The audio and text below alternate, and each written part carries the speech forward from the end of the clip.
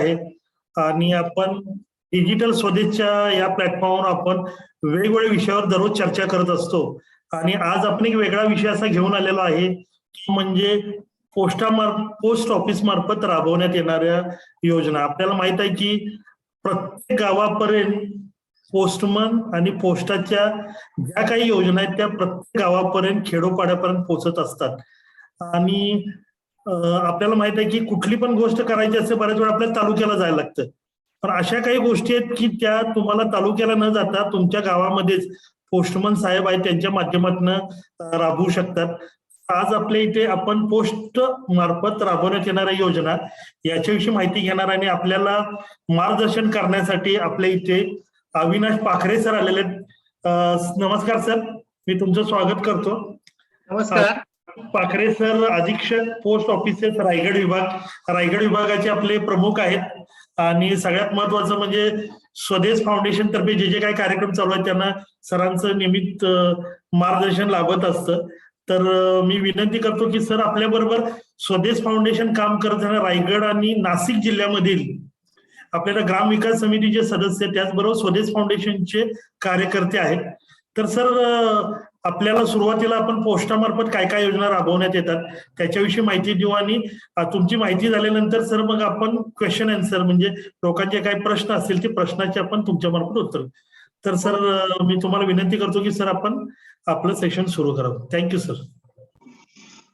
सर्वांना नमस्कार. मी भारतीय डाक विभागातर्फे आपल्या सर्वांचे स्वागत करतो. आज आम्हाला स्वदेश फाउंडेशनच्या वतीने जी काही पोस्ट ऑफिसच्या मध्ये ज्या काही योजना राबवल्या जातात त्याबद्दल माहिती देण्यासाठी जी संधी दिली त्याबद्दल मी इनामदार सरांचं धन्यवाद मानतो. तुम्हाला सर्वांना माहितीच असेल आजचं जे पोस्ट ऑफिस आहे आधुनिक पोस्ट ऑफिस 1 ऑक्टोबर 1854 साली सुरू झालेलं आहे. म्हणजे स्वातंत्र्यपूर्व काळापासून पोस्ट ऑफिस कार्यरत आहे. आज भारतीय डाक विभागाला 167 वर्ष पूर्ण झालेली आहे. त्याचबरोबर भारतीय डाक विभागामध्ये 4 प्रकारे काम चालतं. यामध्ये मेल्स आहे. मेल्स मध्ये जसं टपालाची देवाणघेवाण, जसं पोस्टमन जे आहेत ते आपल्या घरी येत असतात तसंच तुम्ही पण पोस्ट ऑफिस मध्ये येऊन तुमचं जे आर्टिकल्स असतात जे टपाल असतं ते पाठवण्यासाठी तुम्ही येत असतात. हे जे टपाल देवघेवीचं जे काम आहे ते एक प्रकारे ते आमचं बेसिक जे काम आहे ते एक चालतं. आणि त्याचबरोबर त्यामध्ये स्टॅम्प्स जे असतात फिलॅटेली स्टॅम्प्स असतात की जे कुठलाही एखादा प्रसंग असेल तो कॉमेमोरेट करण्यासाठी हे स्टॅम्प्स वेळोवेळी काढले जातात. हे स्टॅम्प्स जे आहेत हे फिलॅटेली स्टॅम्प्स म्हणून ओळखले जातात आणि या फिलॅटेली स्टॅम्प्स मध्ये त्याचा संग्रह करणारे लोक सुद्धा खूप आहेत आणि त्याचा बिझनेस सुद्धा करतात. की जे फिलॅटेली स्टॅम्प्स आहेत त्याला परदेशात देशात परदेशात त्याला वेगवेगळ्या प्रकारची किंमत असते प्रत्येक स्टॅम्पची आणि त्याचं जे आहे खरेदी विक्री केली जाते. त्याचबरोबर यामध्ये स्पीड पोस्ट एक आहे, स्पीड पोस्ट आहे, रजिस्टर पोस्ट आहे, पार्सल पोस्ट आहे. या प्रकारच्या योजना राबविल्या जातात की याद्वारे आपले जे कागदपत्र किंवा जे काही आपले डॉक्युमेंट्स आहेत ते पाठवले जातात. यामध्ये बुक नाव पे लेटर एक नावाची स्कीम आहे ज्यामध्ये स्पीड पोस्ट जे आर्टिकल्स आहेत ते तुमच्याकडून ते पिकअप करून त्याचा डिस्पॅच केला जातो आणि त्याचं मंथली बिलिंग सुद्धा करता येतं. तुम्हाला मंथली त्याचं म्हणजे 1 महिन्याचं क्रेडिट मिळतं. अशा प्रकारची बुक नाव पे लेटर अशा प्रकारची एक सुविधा आहे. त्याचबरोबर आमच्याकडे माय स्टॅम्प एक आहे. जसं तुम्हाला माहितीच असेल की स्टॅम्पवर कुणाचंही चित्र छापता येत नाही, परंतु माय स्टॅम्प ही एक नवीन संकल्पना सुरू झालेली आहे. यामध्ये की तुमचा स्वतःचा फोटो या स्टॅम्पवर छापता येतो. त्या एका शीटची किंमत 300 रुपये असते आणि ते जे त्या शीटमध्ये 12 तिकीट असतात. जी तिकीटं तुम्ही तुमच्या करस्पॉन्डन्ससाठी किंवा पत्र व्यवहारासाठी तुम्ही वापरू शकता. अशा प्रकारे माय स्टॅम्प एक आहे. हे झालं मेल बद्दल. त्याचबरोबर दुसरं जे आहे महत्वाचं आमचं पोस्ट ऑफिस सेव्हिंग्ज बँक.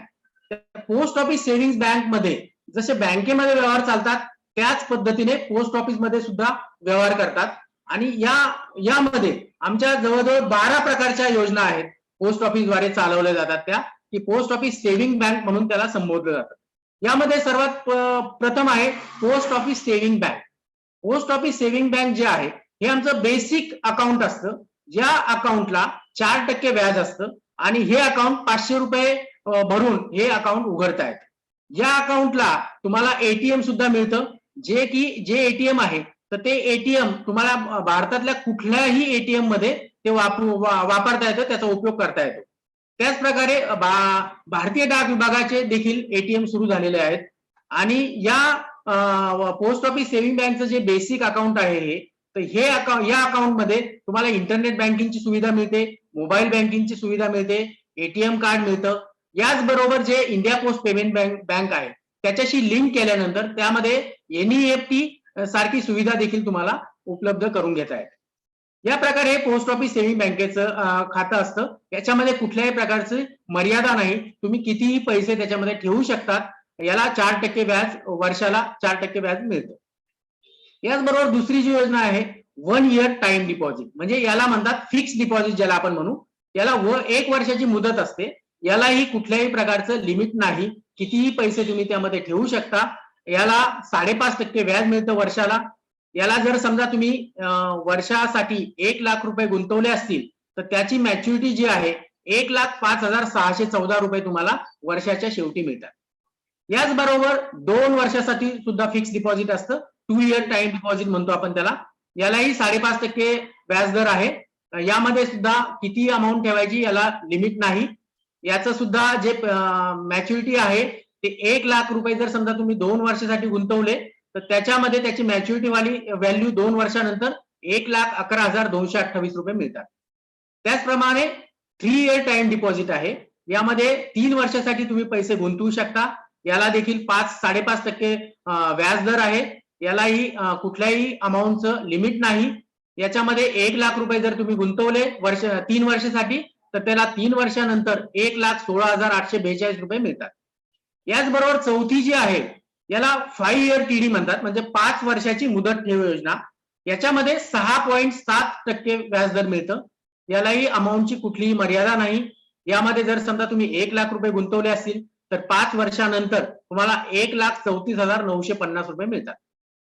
ह्या झाल्या फिक्स डिपॉझिटच्या आहे योजना. याचबरोबर रिकरिंग डिपॉझिट एक असते की ज्याला मंथली तुम्हाला पैसे भरायचे असतात, म्हणजे मंथली तुम्ही पैसे भरत जा. ते 5 वर्षाची योजना असते ही. 5 वर्षानंतर तुम्हाला व्याजासहित रक्कम तुम्हाला परत मिळते. तर याला जो आहे व्याजदर 5.8% व्याजदर आहे. यालाही कुठली मर्यादा नाही पैसे गुंतवण्यासाठी. याला जर समजा तुम्ही मंथली 1,000 रुपये जर गुंतवले, असे 5 वर्ष तुमचे पैसे गुंतवल्यानंतर 1,000 रुपये प्रत्येक महिन्याला गुंतवल्यानंतर 5 वर्षानंतर 69,697 रुपये त्याची मॅच्युरिटी व्हॅल्यू तुम्हाला मिळेल. हे जे खातं आहे हे तुम्हाला 3 वर्षानंतर प्री मॅच्युअरली बंद देखील करता येतं. हे खातं 3 वर्षानंतर बंद केल्यानंतर याला व्याजदर जो आहे तो 4% व्याजदर मिळतो. या खात्यावर तुम्हाला लोन सुद्धा मिळतं. तुमचे जे पैसे जमा झाले असतील तर त्या पैशावर तुम्हाला 1 वर्षानंतर 50% म्हणजे 50% अमाऊंट तुमची रक्कम परत तुम्हाला व्याज दराने लोन म्हणून तुम्हाला परत तुमचे पैसे मिळतात. अशा प्रकारची ही रिकरिंग डिपॉझिट योजना आहे. यानंतर पुढची योजना आहे सिनियर सिटीजन सेव्हिंग बँक. ही जी योजना आहे याला व्याजदर आहे 7.4%. या योजनेला सर्वाधिक व्याजदर मिळतो 7.4%. याची मर्यादा आहे, याला मॅक्सिमम 15 लाख रुपये तुम्ही गुंतवू शकता. याला मर्यादा ठेवलेली आहे भारत सरकारने. याला जर प्रिन्सिपल अमाऊंट जी आहे ती जर तुम्ही 1 लाख रुपये गुंतवली तर 3 महिन्याने त्याला 1,850 रुपये मिळतात. आणि ही जी आहे याला दर महिन्याला व्याजदर मिळत नाही, याला 3 महिन्याला व्याजदर मिळतं. म्हणजे क्वार्टरली व्याज याला मिळतं, जमा होतं तुमच्या. म्हणजे जर समजा सिनियर सिटीजन कोणी रिटायर झाले असतील किंवा 55 वर्षापेक्षा जास्त ज्यांचं वय आहे त्यांनी हे खातं उघडलं तर त्यांना नियमितपणे दर 3 महिन्याने व्याजदर मिळतं. आणि तो व्याजदर जे मिळतं ते त्यांच्या उदरनिर्वाहासाठी ते त्याचा उपयोग करू शकतात. अशा प्रकारची ही योजना आहे, परंतु याला लिमिट आहे 15 लाखाचं लिमिट आहे. पुढची योजना आहे मंथली इन्कम स्कीम. ही मंथली इन्कम स्कीम आहे. याला 6.6% व्याजदर मिळतो. याला सिंगल अकाउंट आणि जॉईंट अकाउंट असे 2 प्रकारे अकाउंट उघडता येतं.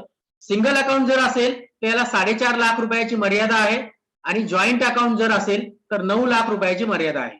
याला जर समजा तुम्ही प्रिन्सिपल अमाऊंट 1 लाख रुपये जर गुंतवले तर त्याला महिन्याला व्याज 550 रुपये मिळतं, 550 रुपये. ही सुद्धा जशी सिनियर सिटीजन योजना आहे त्याचप्रमाणे ही मंथली इन्कम स्कीम योजना आहे.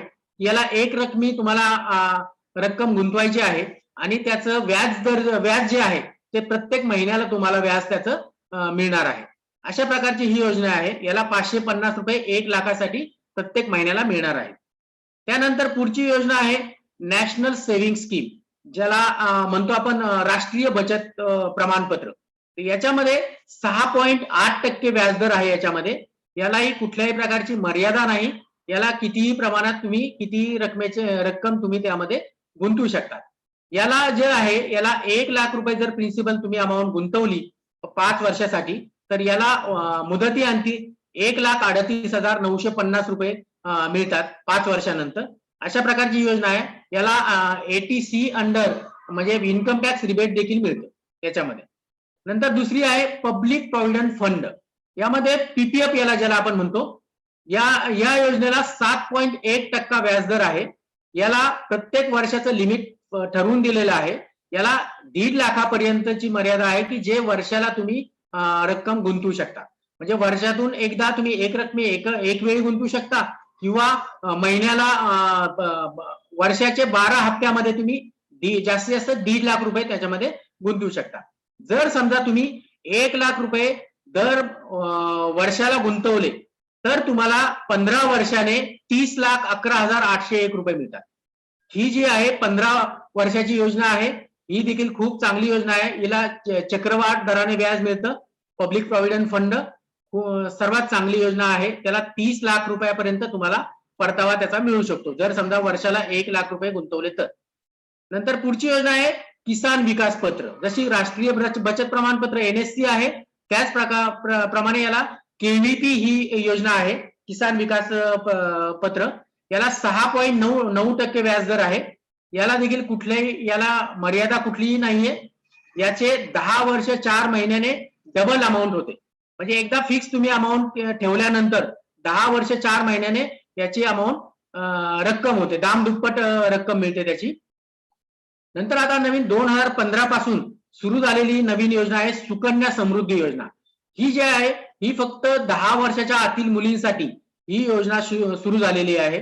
या योजनेला देखील 7.6% व्याजदर आहे की जो की पोस्ट ऑफिसच्या ज्या काही योजना आहेत त्यामध्ये सर्वात जास्त व्याजदर या योजनेला दिला जातो. या योजनेमध्ये वर्षाला जास्तीत जास्त 1.5 लाख रुपयापर्यंत तुम्ही पैसे गुंतवू शकता आणि ही जी अमाऊंट आहे ही फक्त मुलीच्या भविष्यासाठीच उपयोगात आणता येईल. त्याच्या पालकांना या योजनेचे पैसे मिळणार नाहीत. या योजनेमध्ये पैसे गुंतवल्यानंतर मुलीच्या उच्च शिक्षणासाठी किंवा मुलीच्या लग्नासाठी हे पैसे वापरता येतात. किंवा जर समजा मुलीला काही आजार असेल म्हणजे दुर्धर आजार म्हणू किंवा दुसरं काही अडचण असेल, काही इमर्जन्सी असेल किंवा काही मेडिकल नीड असेल त्यासाठी पैसे काढता येतात, त्यासाठी अकाउंट बंद करता येतं. इतर कुठल्याही कारणासाठी हे अकाउंट बंद करता येत नाही. म्हणजे केवळ ही जी योजना आहे मुलीच्या भविष्यासाठीच सुरू केलेली गेलेली योजना आहे. यामध्ये जर समजा महिन्याला 1,000 रुपये गुंतवले, वर्षाचे जर 12,000 रुपये गुंतवले तर 15 वर्षाने 5,07,407 रुपये त्या मुलीच्या लग्नासाठी उच्च शिक्षणासाठी मिळू शकतात. आणि हे अकाउंट मुलीच्या 18 वर्षानंतर तिचं लग्नासाठी हे वापरले जातात. तसंच तिचं जर उच्च शिक्षणासाठी पाहिजे असेल वर्ष 18 वर्ष पूर्ण झाल्यानंतर तर हे अकाउंट बंद करता येतं किंवा यामधले निम्मे पैसे किंवा अर्धे पैसे मुलीच्या उच्च शिक्षणासाठी वापरले जातात. अशा प्रकारची ही एक योजना आहे फक्त मुलींसाठी सुरू झालेली. या योजनेमध्ये सर्वात जास्त व्याजदर दिला जातो. म्हणजे पोस्ट ऑफिसच्या ज्या काही योजना आहेत त्या योजनांमध्ये सर्वात जास्त व्याजदर या योजनेला दिला जातो. अशा प्रकारच्या पोस्ट ऑफिस सेव्हिंग बँकेच्या स्कीम आहेत. हे झालं दुसरं सेक्टर झालं. म्हणजे पोस्ट ऑफिसचं पहिलं आपण बघितलं मेल्स, ज्याच्यामध्ये फिलाटेली स्टॅम्प्स, माय स्टॅम्प्स आहेत. आणि हे जे पोस्ट ऑफिस सेव्हिंग बँक यामध्ये 12 प्रकारच्या योजना मी आता तुम्हाला सांगितल्या, थोडक्यात सांगितल्या. आता तिसऱ्या प्रकारचं सेक्टर आहे इन्शुरन्स सेक्टर. इन्शुरन्स मध्ये पोस्टल लाईफ इन्शुरन्स आणि रुरल पोस्टल लाईफ इन्शुरन्स अशा 2 प्रकारच्या योजना आहेत. पोस्टल लाईफ इन्शुरन्स आहे हे फक्त सरकारी जे कर्मचारी असतील किंवा NSC BSC लिस्टेड कंपन्या असतील त्याचे कर्मचारी असतील, निम सरकारी कर्मचारी असतील बार काउन्सिलचे वकील असतील किंवा रजिस्टर्ड डॉक्टर्स असतील, अकाउंट अकाउंट्स ऑफिसर असतील, ज्याला चार्टर्ड अकाउंटंट म्हणतो आपण, ते असतील किंवा रजिस्टर्ड कुठल्या फर्म्स असतील, त्याचे जे सभासद असतील त्या लोकांसाठी ही पोस्टल लाईफ इन्शुरन्स आहे. आणि दुसरी जी आहे सर्वसामान्य लोकांसाठी किंवा ग्रामीण भागातील लोकांसाठी, त्याला रुरल पोस्टल लाईफ इन्शुरन्स म्हणतो. अशा प्रकारची योजना आहे. यामध्ये देखील 6 प्रकारच्या योजना असतात रुरल पोस्टल लाईफ इन्शुरन्स मध्ये.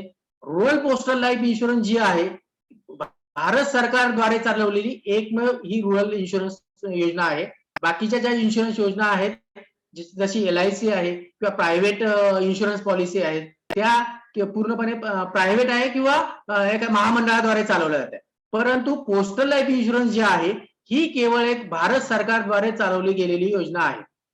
तर या योजनेमध्ये 6 प्रकारच्या योजना आहे. याचं मुख्य वैशिष्ट्य म्हणजे यामध्ये कमीत कमी हप्ता असतो आणि सर्वात जास्त बोनस दिला जातो. कारण की यामध्ये कुठलेही आमचे एजंट नसतात. त्यामुळे एजंट नसल्यामुळे त्याचा जो परतावा आहे, ज्याचा लाभ आहे, तो आपल्याला इन्शुरन्स पर्यंत पोहोचवला जातो. याच्यामध्ये 6 प्रकारच्या योजना असतात. यामध्ये संपूर्ण जीवन विमा असतो की जो हा विमा आहे यामध्ये सर्वाधिक व्याज बोनस दर दिला जातो. तर ही जी योजना आहे याचे पैसे ज्याचा विमा काढतो त्याला न मिळता त्याचा जो वारस असेल त्या वारसासाठी फक्त मिळतात. आणि जो विमा करता आहे त्याच्या 80 वर्षानंतर त्याला त्याचे पैसे मिळतात किंवा त्याचा वारस जो असेल त्याला पैसे मिळतात. अशा प्रकारची ही योजना आहे. नंतर दुसरी आहे सावधी विमा, ज्याला म्हणतो मुदतीचा विमा.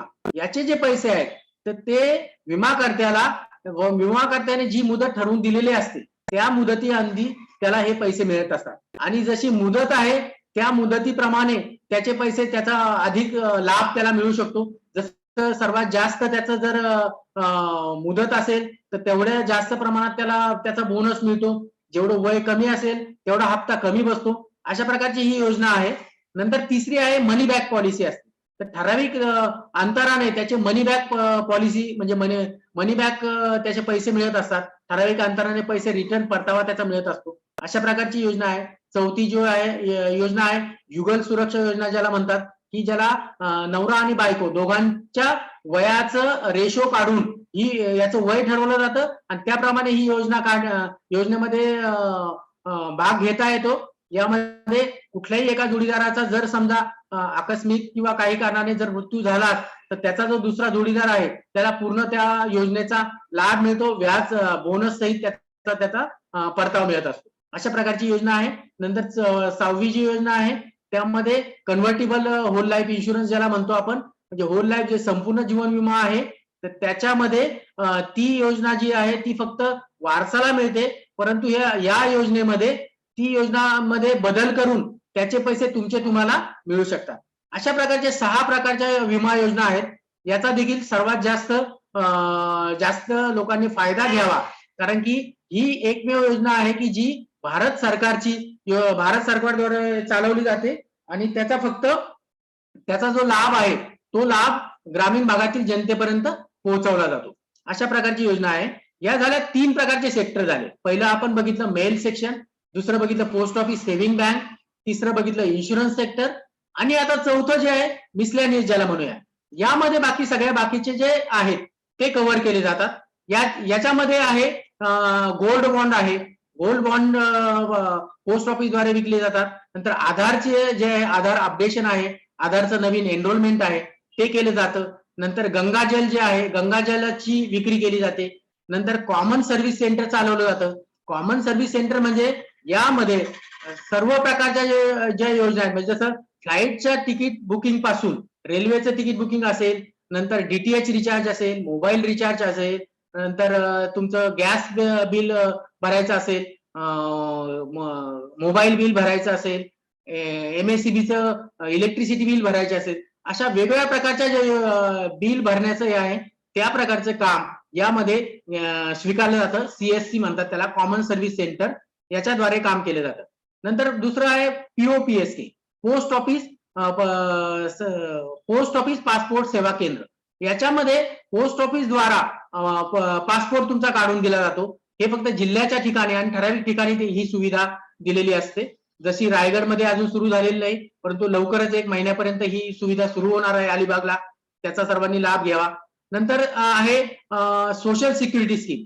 जसं सोशल सिक्युरिटी स्कीम मध्ये अटल पेन्शन योजना आहे, PM-SBY योजना आहे, PM-JJBY योजना आहे. तर अटल पेन्शन योजनेमध्ये तुम्हाला 1,000 पासून 5,000 रुपयापर्यंत महिन्याला तुम्हाला पेन्शन मिळते. म्हणजे या योजनेमध्ये 18 वर्ष ते 40 वर्षापर्यंत ज्या व्यक्ती आहेत त्यांना या योजनेमध्ये भाग घेता येतो आणि त्यांना त्यांच्या वयाप्रमाणे त्याचा हप्ता फिक्स केला जातो आणि त्या हप्त्याप्रमाणे त्यांना प्रत्येक महिन्याला त्यांना त्यांच्याकडनं पैसे डिडक्ट होतात त्यांच्या अकाउंटमधनं आणि वयाच्या 60 वर्षानंतर त्याला प्रत्येक महिन्याला व्याज पेन्शन दिली जाते. म्हणजे तुम्ही जर 1,000 ची पेन्शन पाहिजे असेल तर त्या प्रमाणात वयाप्रमाणे आणि किती पेन्शन पाहिजे त्याप्रमाणे हप्ता बसतो. ज्यांना 5,000 ची पाहिजे असेल त्यांना किती हप्ता आणि वय किती आहे त्याप्रमाणे हप्ता बसतो. अशा प्रकारची ही एक योजना आहे अटल पेन्शन योजना. दुसरी आहे PM-SBY योजना, प्रधानमंत्री सुरक्षा विमा योजना. यामध्ये 2 लाख रुपयाचा तुम्हाला फायदा मिळतो. यामध्ये वर्षाला फक्त 12 रुपये तुमचे डिडक्ट केले जातात अकाउंट मधनं आणि वर्षाचं पूर्ण वर्षभर त्यांचा विमा काढला जातो 2 लाख रुपयाचा. यामध्ये जर समजा एखाद्या व्यक्तीचा या विमा घेतलेला असेल आणि त्या व्यक्तीचा ऍक्सिडेंट झाला, त्यामध्ये त्या व्यक्तीचा समजा पाय गेला, एक पाय पूर्ण निकामी झाला, ते 1 लाख रुपये मिळतात. जर समजा दोन्ही पाय निकामी झाले तर 2 लाख रुपये मिळतात. जर समजा त्या एखाद्या व्यक्तीचा एक हात गेला तर 1 लाख रुपये, 2 लाख गेले, 2 हात गेले तर 2 लाख रुपये, एक डोळा निकामी झाला तर 1 लाख रुपये. अशा प्रकारचे म्हणजे थोडक्यात ऍक्सिडेंटल विमा योजना आहे. आणि जर समजा दुर्दैवाने त्या व्यक्तीचा जर समजा ऍक्सिडेंट मध्ये मृत्यू झाला तर त्याचा जो वारस असेल त्या वारसाला 2 लाख रुपये दिले जातात. अशा प्रकारची ही प्रधानमंत्री सुरक्षा विमा योजना आहे. तर यामध्ये जी आहे ही विमा योजना फक्त केवळ 12 रुपये वर्षाला जमा केले तर या योजनेमध्ये सहभाग घेता येतो. म्हणजे महिन्याला फक्त 1 रुपया त्याला खर्च येतो फक्त. पण त्याचा लाभ काय मिळतो? वर्षासाठी त्यांना 2 लाख रुपयाचं विमा संरक्षण मिळतं. अशा प्रकारची प्रधानमंत्री सुरक्षा विमा योजना ज्याला म्हणतात ही आहे. दुसरी आहे प्रधानमंत्री जीवन ज्योती विमा योजना. यामध्ये 330 रुपये हप्ता भरायचा असतो आणि यामध्ये नॅचरल डेथ जर असेल झाली त्या व्यक्तीची तर त्याचा वारस असेल त्या वारसाला 2 लाख रुपयाचा विमा त्या व्यक्तीला मिळतो. अशा प्रकारची प्रधानमंत्री जीवन ज्योती विमा योजना आहे. याला सुद्धा वर्षातून एकदाच हप्ता भरायचा असतो. हा 330 रुपये हप्ता कुठल्याही पोस्ट ऑफिस मध्ये भरता येतो. याला फक्त पोस्ट ऑफिसचं एक अकाउंट, सेव्हिंग बँकचं अकाउंट काढायचं आणि ते अकाउंट काढल्यानंतर या ज्या योजना आहेत APY आहे, PM-SBY आहे 12 रुपयाचा हप्ता आणि हा 330 रुपयाचा हप्ता, या योजनेमध्ये सहभागी होता येतं. याचा फक्त ते लिंक केलं की ते ऑटोमॅटिक तुमचं वर्षातून एकदा तुमच्या अकाउंट मधून ते पैसे डिडक्ट होणार आहेत आणि त्या योजनेमध्ये तुम्हाला भाग घेता येणार. अशा प्रकारच्या सोशल सिक्युरिटी योजना आहेत. आता या व्यतिरिक्त आता जे नवीन सुरू झालेलं आहे IPPB, ज्याला इंडिया पोस्ट पेमेंट बँक म्हणतात. जसं इंडिया पोस्ट पेमेंट बँक जे आहे हे पोस्ट ऑफिस सेव्हिंग बँक जे आहे हे भारतीय आपलं जे मिनिस्ट्री आहे फायनान्स मिनिस्ट्री त्याच्या अंडर काम करतं आणि हे IPPB जे आहे हे रिझर्व्ह बँक ऑफ इंडियाच्या अंडर काम करतं. म्हणजे आमच्या 2 प्रकारच्या ज्या आमच्या सेव्हिंग बँकेच्या ज्या योजना आहेत त्यामध्ये पोस्ट ऑफिस सेव्हिंग बँक हे पोस्ट ऑफिसद्वारे चालवलं जातं आणि इंडिया पोस्ट पेमेंट बँक जे आहे हे भारतीय रिझर्व्ह बँकेद्वारे चालवलं जातं. आता इंडिया पोस्ट पेमेंट बँकेद्वारे खूप प्रकारच्या योजना चालवल्या जातात. याच्यामध्ये देखील ATM मिळतं. याच्यामध्ये तुमचं बिना डॉक्युमेंट म्हणजे ज्याला डिजिटल पेमेंट सर्व्हिस आहे ही पेमेंट सर्व्हिस याच्यामध्ये राबवली जाते. याच्याद्वारे सुद्धा तुम्हाला वेगवेगळ्या प्रकारच्या विमा योजनेमध्ये भाग घेता येतो. यामध्ये मेडिक्लेम काढता येतो. नंतर वेगवेगळ्या प्रकारचे जे लोन आहेत त्याचे हप्ते तुम्हाला भरता येतात. याच बरोबर त्याचं आधार जे CELC म्हणतात चाइल्ड एनरोलमेंट लाईट जी आहे सर्व्हिस त्याच्यामध्ये भाग घेता येतो. याद्वारे काय करता येतं तुम्हाला तुमचं जो आधार कार्ड आहे ते लिंक करता येतं तुमच्या बँकेच्या अकाउंटमध्ये. म्हणजे बँकेच्या अकाउंटला लिंक करण्यासाठी IPPBचा आमचा जो पोस्टमनकडे मोबाईल दिलेला असतो तो घरोघरी येऊन ही योजना ही सुविधा तुम्हाला देऊ शकतो. याचं जे मिनिमम चार्ज आहे 50 रुपये चार्ज घेऊन ही योजना तुम्हाला घरोघरी येऊन दिली जाते. याच्यामध्ये ही सुविधा जी आहे हा बोला सर. पोस्टमनकडे असणार जेवढे आपल्या गावात येतात हो सर्वांकडे आहे. आता त्यातल्या मॅक्झिमम जवळ 80% लोक कव्हर झालेले आहेत त्याच्यात. बाकीचे 20% आहे त्याचं काम चालू आहे, पण मॅक्सिमम लोकांकडे आहे. म्हणजे मॅक्सिमम लोक याची सुविधा तुम्हाला घरोघरी येऊन देऊ शकतात. आणि त्याला जर नेटवर्क नसेल, त्या ठिकाणी पोस्टमन जात असेल तर? नेटवर्क नसेल त्याला नेटवर्क मध्ये येऊन ते करावं लागणार, आणि त्याला नेटवर्क लागणार. नेटवर्क नसेल तर या योजनेमध्ये भाग घेता येणार नाही. नाही, पण समजा एखादं गाव आहे जिथं आता नेटवर्कच नाही, पण पोस्टमन जिथं नेटवर्क मध्ये जाऊन ते करतात का मग तसं? हो, करतात. येस. म्हणजे त्या गावात सुविधा घेऊ शकतो ते? सुविधा घेऊ शकतात, काहीच प्रॉब्लेम नाही. म्हणजे हम्म. ज्या ठिकाणी नेटवर्क आहे तिथे आमचा पोस्टमन आणि ज्यांना त्याचा लाभ घ्यायचा आहे ते तिथपर्यंत येऊन त्याचा लाभ घेऊ शकतात. आता बरं. सध्या जी आहे वन इंडिया रेशन आहे, नंतर खूप वेगळ्या तुम्हालाही माहिती असेल भारत सरकारच्या आणि महाराष्ट्र सरकारच्या ज्या काही योजना आहेत, तर त्या योजनेला आधार कार्ड लिंक असणं आवश्यक आहे. म्हणजे ओटीपी बेस्ड सर्व्हिसेस सुरू केलेल्या आहेत, त्याच्यामुळे तुम्हाला मोबाईल लिंक करणं आवश्यक आहे. जवळजवळ 99% योजनामध्ये मोबाईल लिंक असणं आवश्यक आहे. ही सर्वात मोठी आणि सर्वात महत्वाची योजना जी पोस्ट ऑफिसद्वारे चालवलेली आहे, सुरू केलेली आहे, याचा सर्वांनी लाभ घ्यायला पाहिजे. ठीक आहे, तर या इतक्या प्रकारच्या योजनांचा लाभ आता तुम्ही घेऊ शकता. त्याच प्रमाणे आयपीपीबीचा डाक पे म्हणून नवीन सुरू झालेलं आहे. डाक पे ज्यावेळी तुम्हाला जसं जीपे आहे, पेटीएम आहे, त्याप्रमाणे डाक पे आहे. म्हणजे तुम्हाला जे कार्ड दिलं जातं आयपीपीबीचं, त्या कार्डद्वारे तुम्ही कुठल्याही याचं पेमेंट करू शकता. म्हणजे तुम्ही कुठली एखादी वस्तू विकत घेतली तर त्याचा स्कॅन केला, कोड जो आहे तो स्कॅन केला की तुम्ही त्याचं पेमेंट करू शकता. म्हणजे तुमच्या अकाउंट मधनं ऑटोमॅटिक पैसे जातील.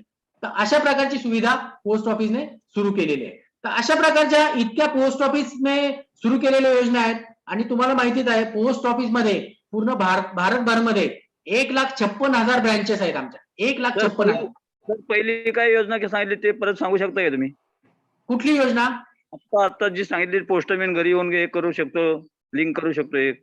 हा, तर सीईएलसी त्याला म्हणतात. सीईएलसी चाइल्ड एनरोलमेंट म्हणतात त्याला, लाईट सर्व्हिस. तर त्याच्यामध्ये पोस्ट ऑफिस मध्ये काय केलेलं आहे की प्रत्येक जो पोस्टमन आहे त्या पोस्टमनला मोबाईल दिलेला आहे इंडिया पोस्ट पेमेंट बँकेचा, आणि त्या मोबाईलद्वारे तुमचं इंडिया पोस्ट पेमेंट बँकेचं खातं उघडता येतं. हे झिरो अमाऊंटने खातं उघडता येतं. नंतर त्यामध्ये तुम्ही पैसे जमा करू शकता, पैसे काढू शकता, कुठल्या बँकेचे पैसे त्यामध्ये ट्रान्सफर करू शकता, यामधून कुठल्या बँकेमध्ये पैसे भरू शकतात, या अकाउंट मधनं कुठले एनईएफटी करू शकता. एनईएफटी ला कुठल्याही प्रकारचा चार्ज नाहीये. तर अशा प्रकारच्या सुविधेचा लाभ घेऊ शकता. त्याचबरोबर आधार जी नवीन आता सुरू झालेलं आहे, तर आधारची देखील सुविधा तुम्ही याद्वारे घेऊ शकता. पोस्टमन तुमच्या घरी येईल, तुम्हाला फक्त तुमचं मोबाईल नंबर, पॅन कार्ड आणि जे काही डॉक्युमेंट ते दिले, ते त्याच्यामध्ये टाकले की तुम्हाला अकाउंट ओपन करून तुम्हाला ते आधार लिंक करता येईल. त्याला कुठलीही अडचण येत नाही. म्हणजे सर थोडक्यात की कुठल्या पण बँकेचं खातं असलं तरी चालेल, आपण पोस्टमन कडून पैसे काढून गावात घेऊ शकतो, बरोबर ना? पक्क हो, नक्कीच. एईपीएस त्याला म्हणतात. हा, आणि त्याला पैसे पाठवायला सुद्धा काही कॉस्ट नाही? काही कॉस्ट नाही. काही नाही. आणि काढू सुद्धा शकतो. किती रुपये पर्यंत काढू शकतात? 10,000चं लिमिट आहे आता सध्या. 10,000. 10,000 पर्यंत पोस्टमन द्वारे काढता येतो. 24,000. हा, आणि पोस्ट ऑफिस मध्ये तुम्ही गेला, मोठ्या पोस्ट ऑफिस मध्ये, तर तिथे 50,000 पर्यंत तुम्ही पैसे काढू शकता. ओके. आणि हे पोस्टमन असं टायमिंग आहे का? त्यांच्या टायमिंग मध्ये ते पैसे देतात? तो समजा एखाद्याला वाटलं की नाही मला इमर्जन्सी आहे आणि घरात अडचणच खूप आहे, तर त्यांनी पोस्टमनला विनंती केली तर त्यावेळेला त्याच्याकडे भेटू शकतं का तुम्ही 6 नंतर बंद करतात, असं असतं का? नाही, असं काही नाहीये. त्याच्याकडे फक्त पैसे, त्याच्याकडे बॅलन्स पाहिजे. म्हणजे कसं, समजा त्याच्याकडे 10,000चा बॅलन्स आहे, म्हणजे मर्यादा आहे त्याची, पण त्याच्या 4 लोकांनी ऑलरेडी त्याचा लाभ घेतलाय आणि त्याच्याकडे 1,000 असेल, तर मग त्याला सेम डे लगेच देता येणार नाही. त्याला दुसऱ्या दिवशी तो उपलब्ध करू देऊ शकतो. तर त्याच्याकडे जेवढे पैसे आहेत ते तेवढे तो देऊ शकतो. ओके. म्हणजे एक पोस्टमन एका दिवशी 10,000 पर्यंत ट्रान्झॅक्शन साधारणतः करू शकतो. येस, बरोबर. काय हरकत नाही. या, थँक्यू सर. सांगा पुढे. तर अशा प्रकारच्या हे सगळ्या योजना, म्हणजे 4 सेक्टर मध्ये पोस्ट ऑफिस काम करतं. पहिलं आहे मेल सेक्शन, टपाल देवघेव. दुसरं पोस्ट ऑफिस सेव्हिंग बँक आहे. तिसरं इन्शुरन्स सेक्टर आहे. आणि चौथं जे मिसलेनियस आहे, की त्या मिसलेनियस मध्ये सगळ्या प्रकारच्या या योजना आहेत, ज्यामध्ये गोल्ड बॉन्ड येतील, आधार कार्ड आहे, पोस्ट ऑफिस पासपोर्ट सेवा केंद्र आहे. या सगळ्या प्रकारच्या त्याच्यामध्ये पोस्ट ऑफिस काम करतं. तर या प्रकारची मी थोडक्यात माहिती सांगितलेली आहे. आता कुणाला काही शंका असतील किंवा कुणाला काही अधिक माहिती पाहिजे असेल ते तुम्ही विचारा, ती मी तुम्हाला त्याचं उत्तर देतो. सर डाक पेचं काय ऍप असतं का? ज्योती मॅडमने हो, सांगितलं नाही म्हणून. येस, App असतं? डाक पेचं ऍप असतं. त्याला अगोदर IPPB चं अकाउंट तुम्हाला उघडल्यानंतर तुम्हाला डाक पे डाउनलोड केलं, त्याचं ऍप असतं ते डाउनलोड केलं की तुम्हाला त्याचा लाभ घेता येईल. ओके. आणि सर आपल्याला किती वेळात का किती दिवसात हे अकाउंट पोस्टमन काढून देतात? समजा मला आज काढायचं आहे ताबडतोब काढता येतं, त्याला काही वेळ लागत नाही. आणि ते ताबडतोब कार्ड कधी येतं ते? कार्ड लगेच देणार तुम्हाला, ताबडतोब. म्हणजे त्यांच्याकडे असतं, स्टॉक मध्ये असतं. असतंच, हो, तो कॅरी करतो. ओके. म्हणजे त्याला आता फक्त काय लागेल, त्याला तुमचा आधार नंबर लागेल, आधार कार्ड आणि पॅन कार्ड पाहिजे आणि ओके. फोटो तुमचा, बस. तर बाकी आता काही लागेल नाही. Sir Hello. आता इथं ग्रामविकास समितीतली लोक आहेत. तर समजा त्यांनी एखाद्या गावात कॅम्प ठेवला आणि हो. पोस्टमनला की असं असं आम्हाला करायचं आहे, 100 घर आहेत आमच्या गावात, तर ते एका दिवसात करू शकतात? हो, करू शकतात. जर समजा तुमचे 100 लोक असतील तर आम्ही 2-3 लोक अरेंज करून 2-3 लोक पाठवणार तिथे. म्हणजे बरोबर. तुमचा कॅम्प असेल तर आम्ही जास्तीत जास्त तशी व्यवस्था करणार आम्ही तुम्हाला. कारण की एक माणूस तेवढं कव्हर करू शकणार नाही. त्याला 2-3 लोक एकदम पाठवून किंवा 4-5 लोक जेवढे पाहिजे तेवढे, जेवढे जास्त लोक असतील तेवढे आम्ही जास्त लोक तुम्हाला उपलब्ध करून देऊ, तेवढे लोक त्याचा फायदा घेऊ शकतील. ओके. कुणाला प्रश्न विचारायला तुम्ही हँड रेज करू शकता, हात किंवा चॅटबॉक्स मध्ये टाकू शकताय. प्रश्न कुणाला विचारायचा आहेत का? कुणाला आता प्रश्न विचार मध्ये कोण तर आता Hello. प्रश्न विचारत होतो. कोण हा बोलतोय? सर, पंकज बोलतोय मी. पंकज तांबे बोला. हा सर, माझा असा प्रश्न होता. मी इंडियन IPBP मध्ये 2016ला मी खातं ज्यावेळेस नवीन चालू झालं त्यावेळेस उघडलं होतं. तर आपलं जी सुकन्या समृद्धी जी योजना आहे, हो, तिचे व्याजदर प्रत्येक वेळेस चेंज का बरं होता दरवर्षी? कारण मी ज्यावेळेस उघडलं होतं त्यावेळेस खूप चांगला व्याजदर होता आणि आता हो. पोस्टाने खूप कमी व्याजदर केलं. याच्याबद्दल थोडंसं सांगा बरं. हे जे आहे, फायनान्स मिनिस्ट्री दर 3 महिन्याला व्याजदर फिक्स करत असते. हे पोस्ट ऑफिस जे आहे, फायनान्स मिनिस्ट्रीद्वारे पोस्ट ऑफिस सेव्हिंग बँकेच्या योजना चालवल्या जातात आणि त्याचं दर 3 महिन्याने व्याजदर फिक्स केले जातात. आता जवळजवळ 2 वर्ष झाली, 2 वर्षामध्ये फिक्स व्याजदर आहे. सध्या कुठलाही बदल झालेला नाही. आणि हे जे व्याजदर आहे तुम्ही कमी म्हणताय कमी झालेलं आहे, आता इतर बँकेच्या मध्ये तुम्ही जाऊन बघितलं तर आमच्या पोस्ट ऑफिस मध्ये कमीत कमी 1 ते 1.5% व्याजदर जास्त आहे. कुठल्याही योजनेला, फिक्स डिपॉझिट असेल, मंथली इन्कम स्कीम असेल, सिनियर सिटीजन आहे, इव्हन तुमची पोस्ट ऑफिस सेव्हिंग बँकेची बेसिक स्कीम आहे. बेसिक स्कीमला आमचा 4% व्याजदर आहे. तेच इतर ज्या बँका आहेत त्याला 2.25 ते 2-2.5% व्याजदर देते फक्त. हे लक्षात घ्या. आणि सर ते वर्षाला जे चार्जेस कटते ते थोडे त्याच्याबद्दल पण थोडं सांगा ना. IPBPचं जे कार्ड काढल्यानंतर जे काय त्याचं सेवा बरोबर. शुल्क वगैरे त्याच्याबद्दल थोडीशी माहिती द्या. त्याची जे सेवा शुल्क आहे ती त्यांनी वेळोवेळी जी फिक्स केलेली आहे भारत सरकारने, म्हणजे फायनान्स मिनिस्ट्रीने, तर ती त्याची जे दर आहे ते तुम्हाला लागणार आहेत. कारण की ती डोअर स्टेप सर्व्हिस आहे. डोअर स्टेप सर्व्हिस मध्ये तुम्हाला घरीपर्यंत येऊन तुम्हाला ती सर्व्हिस मिळते आहे. त्यामुळे ती पेड सर्व्हिस आहे. त्याला कमीत कमी 10 रुपये वगैरे किंवा 4-5 रुपये जे काय असतील तो चार्ज त्याला पडतो. कारण की तेच जर समजा तुम्ही जर तालुक्याच्या ठिकाणी किंवा इतर मोठ्या ठिकाणी जायचं असेल तर तुम्हाला जाणं येणं, तुमचा वेळ हा जो आहे तो तुमचा खर्च होणार आहे. तर त्यामध्ये जर तुम्हाला घरपोच सर्व्हिस द्यायची आहे, त्यामुळे भारत सरकारने त्याच्यावर जे आहे तो मिनिमम त्याचा दर आहे तो फिक्स केलेला आहे. सर लहान मुलांसाठी काय? लहान मुलांसाठी पब्लिक प्रॉव्हिडंट फंड योजना आहे. पब्लिक प्रॉव्हिडंट फंड योजना आहे. जर लहान मुलाला ते जर त्या योजनेमध्ये भाग घेतला, त्याला 500 रुपये भरून ते खातं उघडता येतं. त्याला वर्षाला जास्तीत जास्त 1.5 लाख रुपयापर्यंत भरता येतं आणि कमीत कमी 1,000 रुपये भरता येतात. असं जे आहे 15 वर्षाचं हे खातं आहे. तर हे जर खातं तुम्ही मुलासाठी ते उघडलं तर त्याच्या भविष्यासाठी त्याला चांगला उपयोग होऊ शकतो. त्याच्या उच्च शिक्षणासाठी किंवा इतर त्याचा काही धंदा करायचा असेल, त्याला कुठला बिझनेस करायचा असेल, त्यासाठी हे खातं उघडता येतं. अशा प्रकारे याला चक्रवाढ व्याजदर मिळतो. जसं मी तुम्हाला सांगितलं, त्याला जर समजा तुम्ही महिन्याला 1,000 रुपये भरले किंवा वर्षाला 1,000 रुपये भरले त्याच्यामध्ये, तर त्याला जे आहे त्याचा परतावा खूप चांगला मिळतो.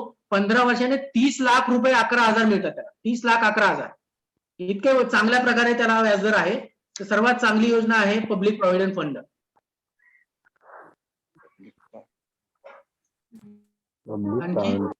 आणखी कुणाला प्रश्न असेल विचारा. प्रश्न कुणाला? सांगदेव प्रश्न काय विचारायचं का तुला? महिलांसाठी काय आहे? हा सर. महिलांसाठी सर नमस्कार. हा नमस्कार. हॅलो. हा बोला सर. हा सर मी कोऑर्डिनेटर बोलतोय सर. माझी एक आरडी आहे सर 3000ची पर मंथ हा. पोस्टामध्ये. त्याला 2.5 हा. वर्ष झालेलं आहे. पण बरं. मध्ये एक 6 महिने गॅप पडलाय सर. तर हा. ते मला काही कारणामुळे भरता आलं नाही. पण ते आरडी आता बंद झाली म्हणतात. म्हणजे 3 वर्षानंतर ते पैसे आपण काढू शकतो. तर ते परत सुरू करण्यासाठी तीच आरडी कंटिन्यू ठेवण्यासाठी काय तरतूद करता येईल का? त्याला डिसकंटिन्यू, एकदा ते खातं डिसकंटिन्यू झाल्यावर ते चालू करता येत नाही. त्याला नवीन खातं काढावं लागेल तुम्हाला. आता ते डिसकंटिन्यू झालं ते 3 वर्षानंतर ते बंद होईल. 3 वर्षानंतर तुम्हाला त्याचे जे पैसे आहेत ते मिळतील तुम्हाला return. Okay sir, thank you. Eknath Pawar, तुम्हाला काय ते प्रश्न होता विचारा. एकनाथ पवार. की महिलांसाठी काय कुठल्या स्कीम आहेत काय? हा, महिलांसाठी आहे ना. या ज्या आहेत ना, या सगळ्या योजनांमध्ये एक तर सुकन्या समृद्धी योजना आहे. 10 वर्षाच्या आतल्या मुलींसाठी सुकन्या समृद्धी योजनेमध्ये भाग घेऊ शकता. या व्यतिरिक्त जी आता मी सांगितले पब्लिक प्रॉव्हिडंट फंड योजना आहे. त्यानंतर जर महिन्याला पैसे भरायचे असेल तर रिकरिंग डिपॉझिट आहे. या सगळ्या योजना महिलांसाठी सुद्धा उपयोगी आहे. तर त्याचा लाभ घेऊ शकतात. आणि दुसरं एक महत्वाचं सांगायचं म्हणजे जो इंडिया पोस्ट पेमेंट बँकेचं तुम्ही खातं उघडलं तर तुम्हाला प्रत्येक वेळी पोस्ट ऑफिस मध्ये न जाता, जर समजा तुम्ही आयपीपीबीचं खातं उघडलंय इंडिया पोस्ट पेमेंट बँकेचं आणि आरडीचं किंवा तुमचं पीपीएफचं असेल किंवा सुकन्याचं अकाउंट उघडलेलं असेल तर हे आयपीपीबी थ्रू तुम्ही ते पैसे ऑटोमॅटिक पैसे ट्रान्सफर करू शकता. म्हणजे तुम्हाला पोस्ट ऑफिस मध्ये जाण्याची आवश्यकता नाही, कुठला फॉर्म भरायचा नाही, काही न करता तुम्ही डायरेक्ट पैसे त्या खात्यामध्ये पैसे जमा करू शकता. याचा एक खूप चांगला फायदा आहे. याला कुठलाही चार्ज नाही, काही नाही, काही नाही. Thank you sir.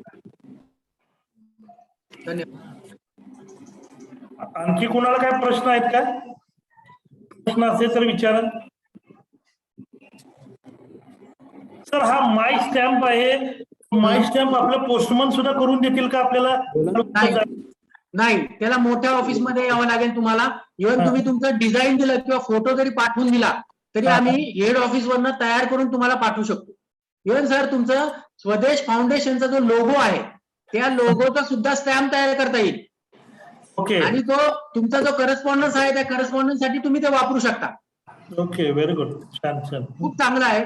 आमच्याकडे कॉर्पोरेट माय स्टॅम्प सुद्धा करतात. म्हणजे जसं कंपन्या आहेत किंवा मोठे मोठे हे आहेत तर त्यांचा जो करस्पॉन्डन्स आहे रेग्युलर त्यासाठी हे माय स्टॅम्प तयार करून ते त्यांचं करस्पॉन्डन्स साठी ते वापरतात. असं. आणखी कोणाला काय प्रश्न असेल विचारा. आपण शेवटचा एक आणखी एक प्रश्न घेऊया. प्रश्न कोणाला आहे का? सर सुकन्या समृद्धीमध्ये सगळ्यात जास्त व्याजदर आपला.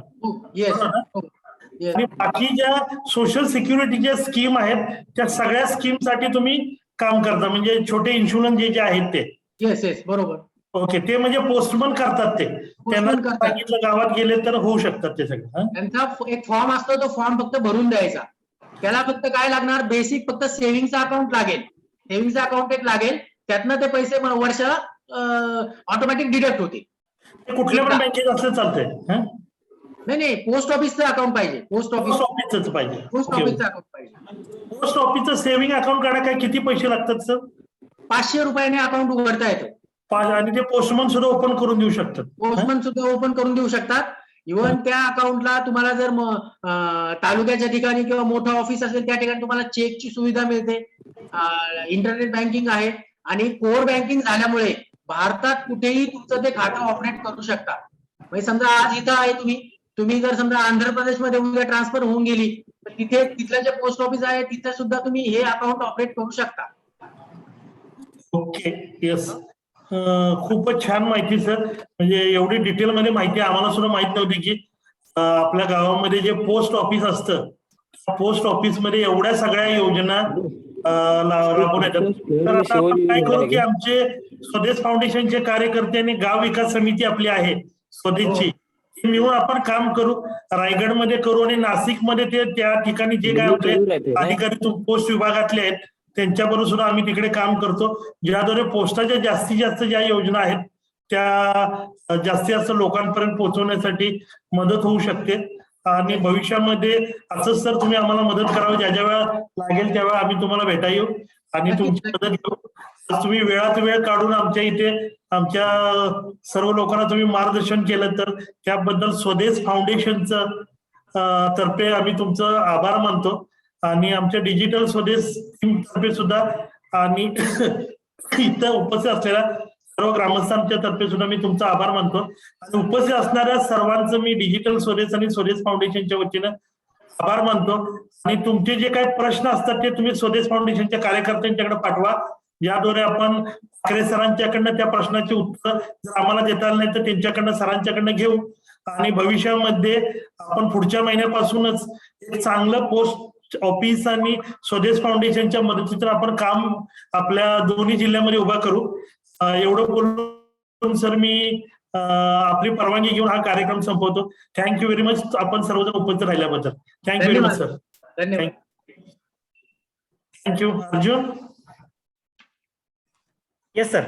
या तुम्ही बंद करू शकता. थँक्यू.